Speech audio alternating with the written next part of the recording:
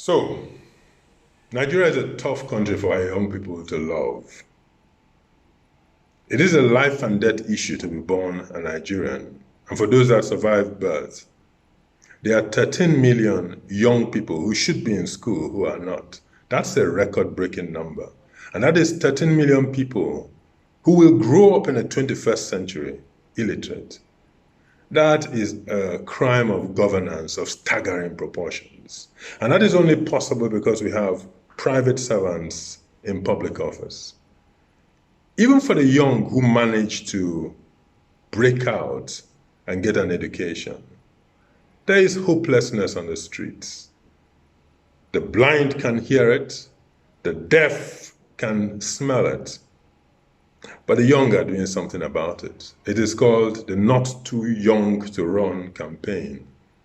Yes, the young should absolutely get involved in governance, but I'm old enough to remember that we fought a civil war into which we were led by young men in their early 30s. In 1967, Gowon was 33 years old, Ojukwu was 34 years old. Youth is good, but it is not the touchstone of Nigeria's salvation. Some beat the drums of secession, of restructuring, of separation, but they beat those drums to an ancestral tribalism, to the rhythm of an ancestral tribalism, which they market as revolutionary. But there is nothing revolutionary about tribalism. It is as predictable and as reactionary as the complexion we inherit from our parents. And with all our education, all our exposure, all our intellect, we have ended up in the same canoes in which our ancestors were torpedoed hundreds of years ago. Because when Europeans arrived in Africa in boatloads, even with their weapons of some destruction, the continent was too powerful to be harvested or subjugated without the muzzle of Africa.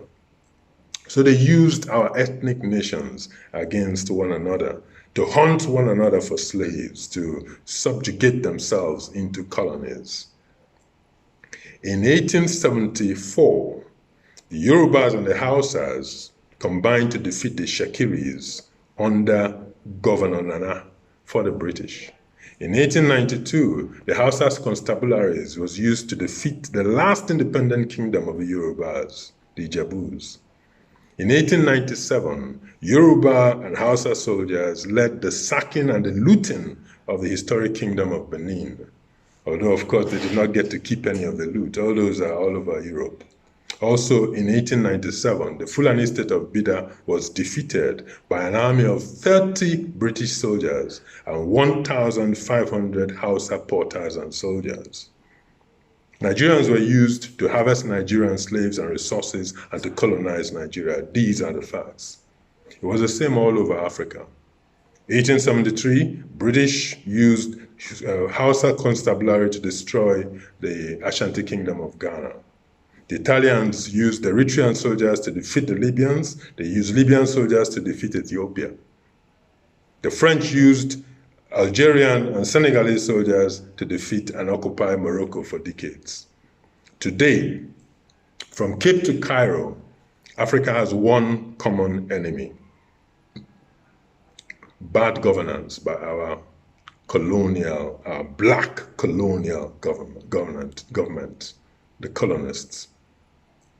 Like the white colonists before them, the current state houses up and down Africa continue to exploit Africa because of the same lack of pan-Nigerian or pan-African consciousness.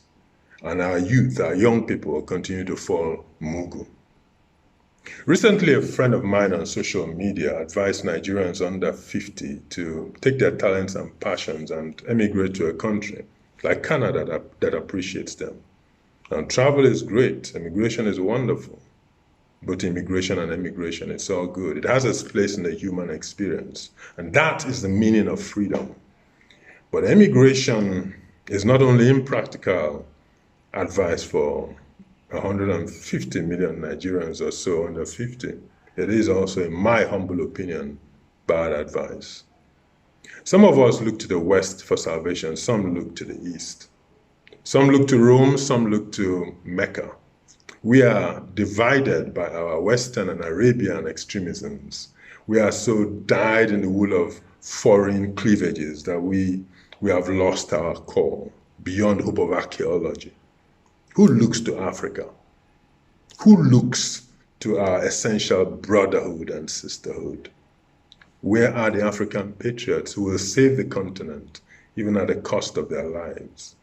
And don't get me wrong, when I say the cost of their lives, I do not call for people to die for Africa. Let us first of all live for Africa.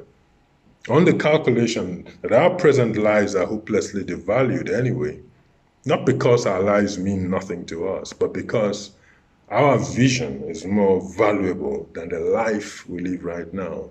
And that vision, once achieved, will give meaning and value to our lives. And not just our lives, but the lives of our peoples. In short, we need Africans with a more compelling vision than simply living an easier life, whether as a locust in our country or as a freeloader in somebody else's country. Because sooner or later, whether as a youth or an elder, we will all find a way to hack our societies. But we need Africans who can see the big historic picture, who can see beyond the bling, beyond the hats and the mirrors and the trinkets that our earlier generations settled for or sold out for. I'm a fiction writer, but let me tell you a true story about Chairman Mao and the sparrow. In 1958, Mao Zedong started a campaign to exterminate sparrows from China. Like the Chinese people of the 50s, sparrows were hungry. They ate grain and fruit up to 4 pounds per year per sparrow, according to the Chinese government. This was 1 million sparrows could eat the food that 60,000 Chinese that would feed 60,000 Chinese people. So over the next couple of years, hundreds of millions of sparrows were exterminated until the species became almost extinct in China. Did the harvest improve? No, it did not. Instead, the Chinese discovered something that better research could have told them. In addition to fruit and seed and grain and fruits, sparrows also ate locusts in their billions. And without an apex predator, the population of locusts and insects ballooned and exploded all over the paddy fields of China, including, this resulted in the Chinese famine of 1959, which was the deadliest famine in human history, a famine that resulted in the death by starvation of close to 30 million Chinese. Tribalism is the sparrow of the African continent. Yes, like the sparrow, tribalism does destroy the lives of hundreds of thousands of people.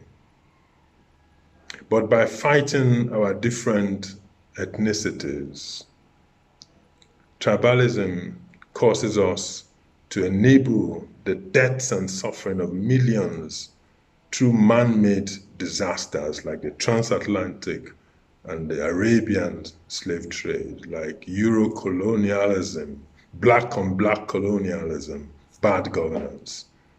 So next time a tribalist tries to trigger the tribalistic response from you, say to them, if only mentally, say, you are not my enemy. You are just a tool, maybe a dangerous tool, maybe an ignorant tool, but a tool all the same. Let us face our real problems. The locust of bad governance behind the sparrow of ethnic hatred. Submarine tribalism is what is behind the well-meaning solutions like secession and separatism, which is a process of creating pocket-sized countries that are small enough to fit into the back pockets of short-armed dictators and their mendacious dynasties. We already have enough of them in Africa. Countries that have been stuck in the back pockets of the same family and individual for 50 years. We need African-sized countries that are big enough to stand up for the interests of African people against the depredations of a rapacious world. History has taught us that secession does not solve the problem of the African in the street. It merely creates more presidencies and prime ministerships and ministerial jobs for rent seekers and their colonial locusts on the top. In the 20s, Egypt, Sudan, and South Sudan were run from Cairo. The Sudan broke away in the 50s. Then the two Sudans broke apart 9 years ago. But then we noticed that in all these countries, the more sparrows of secession fall, the more brand new revolutionary governments are created, the more locusts of bad governance multiplies in society. I don't dispute that tribalism is real. How can I? There are swathes of Nigeria and Africa where innocent villagers have been massacred by tribalists and by jihadists, but they are sparrows. There are more terrifying locusts behind them on whom we must focus. And I don't just speak theory. I am one of the Kwashiorkor generation of the Civil War. I am a child of the war. My non-combatant father was shot in the company of 1,000 of his villagers in Asaba in the worst massacre of a Nigerian civil war. But I have to look beyond the sparrows. I have to sit down without bitterness with the children of the murderers of my kin in order to evict the real locust from the seat of power before they destroy us all. So if young blood is not the answer, if prayer meetings are not the answer, if restructuring and secession is not the answer, what is the answer? What is the vision? It's very simple.